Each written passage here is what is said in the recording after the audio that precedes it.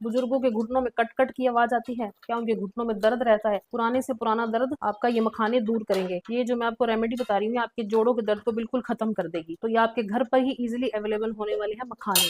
ये मखाने जो हमारे घर में होते हैं उनको हमने क्या करना है, एक चम्मच देसी घी डाल के पहले उन्हें रोस्ट कर लेना है। उसी बर्तन में फिर आपने थोड़ा सा गुड़ इसमें डालना है। गुड़ डालकर आपने इन मखानों को फिर से रोस्ट कर लेना है और डाइजेशन के लिए थोड़ी सी सौंफ आपने इसमें डाल देनी है। बुजुर्गों के डाइजेशन पावर कम होती है, उनकी एक्टिविटी कम होती है, तो इसलिए उसको डाइजेस्ट करने के लिए आपने सौंफ का इस्तेमाल करना है। और कैल्शियम को बढ़ाने के लिए आपने इसमें थोड़े से तिल डाल देने हैं। तिल डालकर ये बहुत ही बढ़िया मीठे मीठे मखाने आपके तैयार हो जाएंगे। बुजुर्गों को खिलाइए, अगर बच्चे नहीं खाते हैं तो बच्चों को भी खिलाइए, सबकी सेहत के लिए बहुत ही अच्छे हैं।